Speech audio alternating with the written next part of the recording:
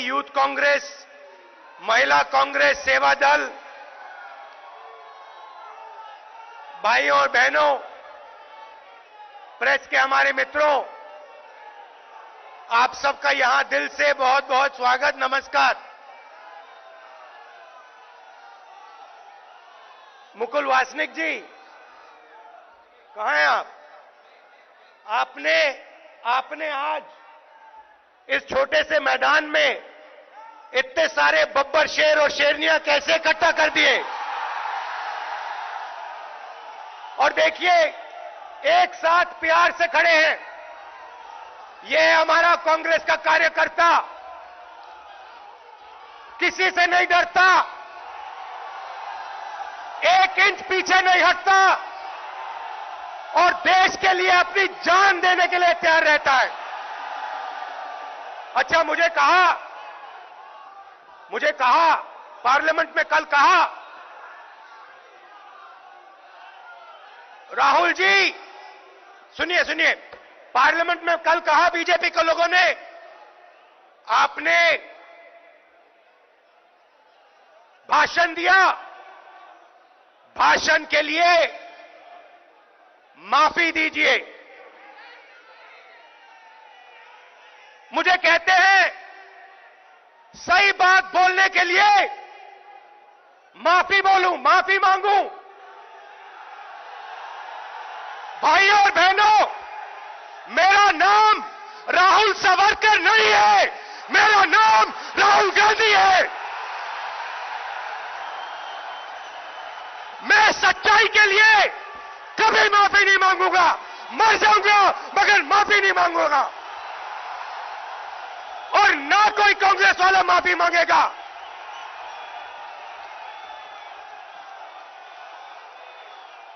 माफी नरेंद्र मोदी को माननी है। नरेंद्र मोदी को देश से माफी मांगनी है, और उनके जो असिस्टेंट है अमित शाह, उनको देश से माफी मांगनी है। क्यों मांगनी है, मैं आज आपको बताने आया हूं। सबसे पहले ये देश की शक्ति, इस देश की आत्मा, इस देश की शक्ति, इसकी अर्थव्यवस्था थी। अर्थव्यवस्था है नहीं, थी। पूरी दुनिया हमारी ओर देखती थी, कहती थी ये हिंदुस्तान में क्या हो रहा है।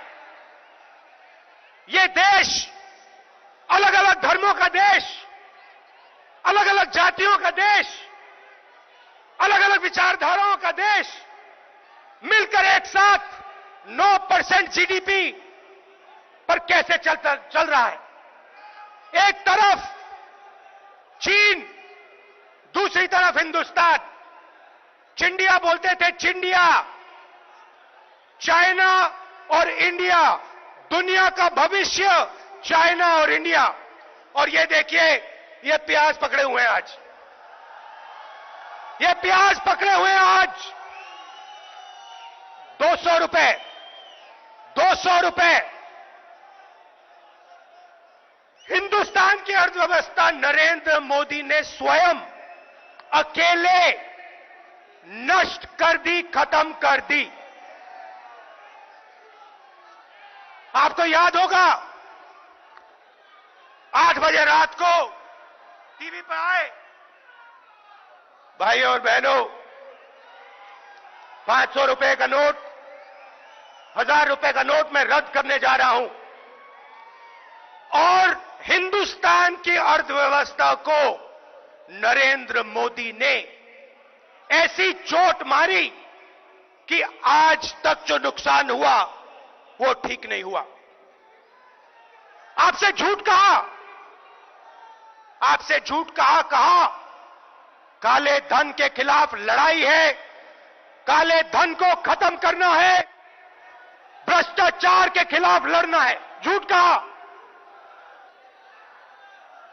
माताएं बहनों के घरों से, जेब से, युवाओं के जेब से पैसा निकाला और लाखों करोड़ रुपए अदानी और अनिल अंबानी के हवाले किए। उसके बाद गब्बर सिंह टैक्स,